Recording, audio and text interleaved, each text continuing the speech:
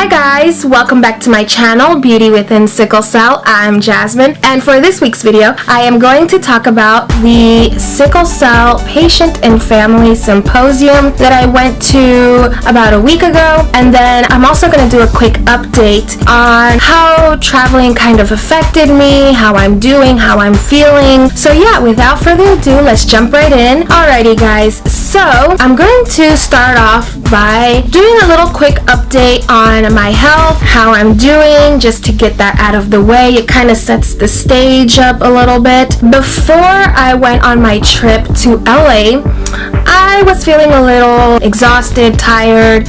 I was feeling stressed out because I just had to pack everything. I was just feeling very stressed out. You know, traveling, it kind of gets me in an anxious spot. Are we gonna miss our flights, or is Uber gonna come on time? So I was just very stressed, and then we had to be at the hotel during a certain time frame, and then as soon as we hit LA, the LA traffic was so bad and the time was just ticking, and I think we had a time frame to be there from like 10 to 2 p.m. or actually we were right in front of the hotel, but the light was taking forever and the traffic was just very intense. So it was like 1:55, so I was worried. And anyway, so I think all of that stress kind of gave me a crisis the night of when I got over there to LA.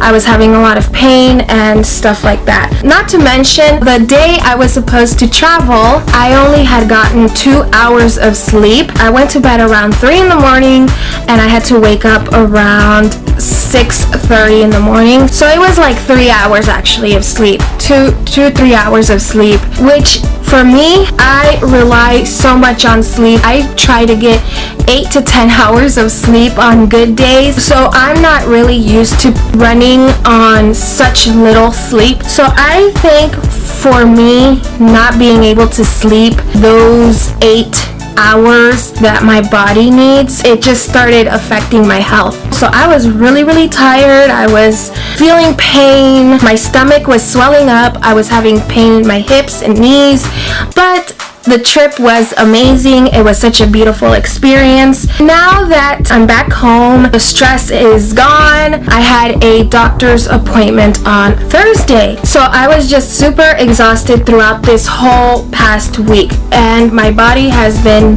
catching up on lost sleep. So right now it's like in the process of resetting and relaxing and calming down almost. When I went into the doctor's and she was like, "How are you?" I was just like, I am exhausted, I'm tired, I'm in a lot of pain. And she decided to give me some IV fluids for any dehydration, which I'm very good at hydrating my body, but after traveling, I just think my body needed that extra fluids, and she gave me my pain medicine, which will help with the pain. So that's kind of what we did. She didn't want to transfuse me because my hemoglobin was 9.5, so she didn't want to transfuse me, which is excellent. We always want to avoid as many transfusions as we can. I actually was very surprised to see that my hemoglobin wasn't lower than it was because I was just feeling very exhausted. So with all of this going on, traveling, not feeling well, last Sunday I missed my Sickle Cell Sunday video, and the reason that I missed the Sickle Cell Sunday video was because I was at the symposium and I couldn't pre-film just because I was so busy getting together all my other things for the trip, packing, going to the bank, doing, purchasing tickets, making sure I had everything. So I am very sorry I missed my Sickle Cell Sunday. This Sunday is my dad's birthday, so since I was feeling horrible this week, I wasn't able to film my Sickle Cell Sunday. I'm doing it right now. Hopefully I can get it up on time for you guys, but since it was my dad's birthday, we wanted to celebrate him and his day and give him all the respect he deserves, open presents, give him his cake, have lunch with him. So now I'm kind of on my own and have the ability to film, so hopefully I'll have a video up next Sunday with the vlog of the actual symposium. So now I'm going to kind of discuss the symposium and how it went and things like that. I found out about this event through social media, basically Instagram. That's where I first saw it, and then I started following the Sickle Cell Community Consortium page that they had, so I started getting more information on the event. I am 23 years old now, and out of my 23 years of life, I have never been to a sickle cell related event. Never, ever, ever. This was my first sickle cell related event where we got information on sickle cell, where we talked to other patients and families, and I was very shocked that there has not been more events either in my area. With that being said, I really wanted to make it a point to attend this event because I have never met another sickle cell warrior in person. I may have chatted with a few of you on Facebook, Instagram, social media, but I have never physically seen another warrior. So it was a beautiful, beautiful event, and I made it a point to go. I'm very, very excited that we went and got all this information. I was very, very amazed at the information that was given to us. Certain topics were different, like the gene therapy they were talking about. They didn't really want to dive too much into detail about gene therapy just because it's a relatively new procedure. It's still being researched and studied. So they're trying to see how gene therapy can be applied to sickle cell. So that was pretty interesting to see if it can actually work or even cure us. For me, what was so beautiful and so amazing, so nice, was to see other warriors, to see people who have sickle cell. And you know, many times I have felt alone, especially here in my area. Sickle cell is not very common. I didn't have events I can go to or camps like they have nowadays where I could have attended a camp with other sickle cell patients. I didn't have those opportunities. For me, I think that was what was missing, was a connection with another patient. It was truly amazing to hear everybody's story and to hear how every day of our lives is a battle, and the term sickle cell warriors really applies to each and every one of us. We are warriors and we have to battle with our bodies every single day, but we thrive and we're succeeding and are accomplishing our goals. Most of us are doing excellent things within the community. Some people are producing films, some people are doing social media and trying to raise awareness of sickle cell through social media. People are creating documentaries on sickle cell. So it was really awesome to see all the different things people were working on, and it was really awesome to hear their stories. It was a beautiful event, and it really, really inspired me to keep doing what I'm doing, to keep trying to succeed, and to keep raising awareness. Most importantly, sickle cell doesn't get the recognition it should. I was able to meet Miss Judy. Miss Judy was a 70-year-old who has sickle cell, and it really was eye-opening for me that we can live beyond a certain age if we take care of ourselves. Sometimes we're told you're not going to live past 13, you're not going to live past 15, you're not going to live past 20, 22, 29, 30.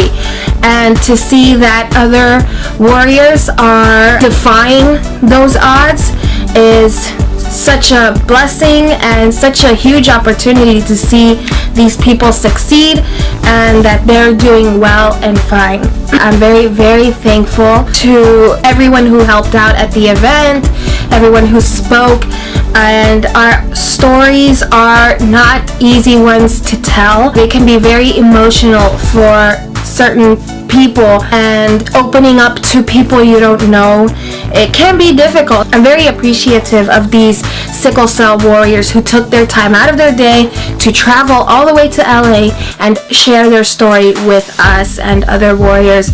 I always knew deep down that I wanted to continue to fight for sickle cell and raise awareness and be an advocate for sickle cell, but I felt like this gave me the tools, the knowledge, the energy to continue on with my mission and to continue on with what I'm doing. We did a advocacy training session where we got a certificate at the end of the session, and we were trained on what's the best ways to be an advocate on sickle cell, which is excellent, and I really enjoyed that session just because it was so much information.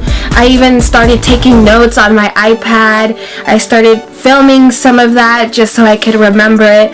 And Miss Tosin Ola, she did that advocacy training with another person. I think her name was Miss Shirley. So they kind of ran the session. They also discussed mental health within sickle cell patients, and that really was eye-opening because sickle cell can affect our mental health sometimes, and it's very important to speak to someone if we're ever feeling down. So it was very eye-opening to really open yourself up and discuss what you're feeling with someone, whether it's someone professional like a professional doctor or even close friends and family. Communication is a big factor. This is a very debilitating disease, so it's very important that we keep a check on our mental and emotional health. I heard about 30-year-olds sickle cell warriors not wanting to take their medication, and they were epileptic or they were important medications they needed to take. It could be done out of frustration, but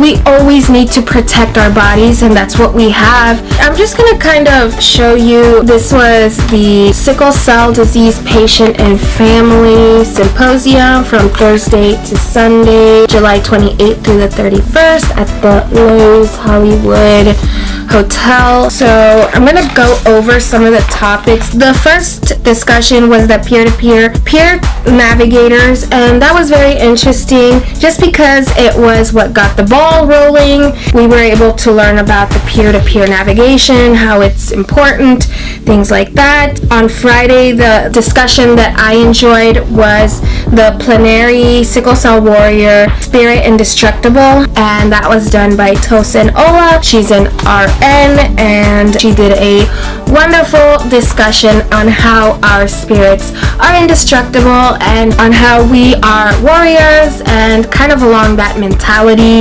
It was very uplifting, very inspirational. We then discussed gene therapy, understanding bone marrow transplant, navigating the adult healthcare system, financial planning with sickle cell disease. We had lunch.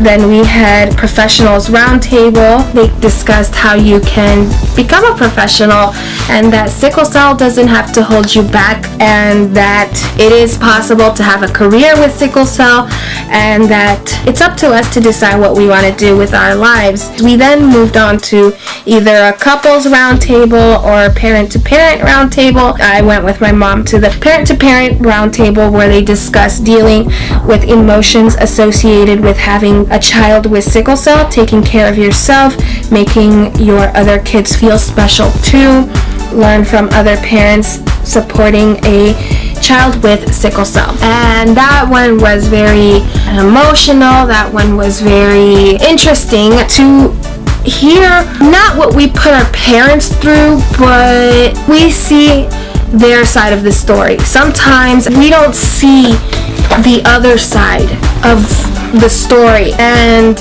for me it was kind of eye-opening to see what they go through, to see what they feel. Next, they did Aging Well with Sickle Cell or Transition with Power. For Saturday, they discussed parenting issues from birth to adulthood, then caring for the caregiver, dealing with the burnout and guilt. Then they did Using Our Voice to Influence Research and Policy, the powerful role that the sickle cell community can play in influencing research and policy. They discussed the science of sickle cell. Next, they discussed the workers' rights and navigating the workplace, understanding the ADA and how it affects warriors in the workplace, applying the workplace accommodations for individuals living with sickle cell. Then they discussed traveling with sickle cell, which I was very interested because I am a travel junkie. I love to travel, so I really wanted to hear about people's experiences and recommendations on how we can travel with sickle cell. Next, they discussed health and wellness. Then we had the Sickle Cell Award Gala, and then on Sunday we did the Advocacy Training and Certification, and that was a wrap on the symposium. So yeah guys, those were some of the topics that were discussed at the Sickle Cell Disease Patient and Family Symposium. It was very informational, very eye-opening, the event was beautiful. I really enjoyed it. It really was motivating, and you know, I've always been motivated to do things in my life, to get my degree, to graduate, to do other things that I want to do. But I felt like after attending this event, I was even more motivated, twice as motivated, 3 times as motivated to continue advocating, to continue pursuing my dreams, to continue doing what I have to do to succeed, to be happy, to be healthy. So yeah guys, I think that's gonna be it for this week's video, this week's Sickle Cell Sunday video. If you have any further comments or questions, please leave them down below. I'll be sure to get to you as soon as I can. Thank you so much for watching. Please remember to like, comment, and subscribe. And don't forget to check out my Facebook, Instagram, Snapchat, and my Twitter. I'll leave it linked down below in the description box. And as always, I'll see you guys in the next video. Bye guys!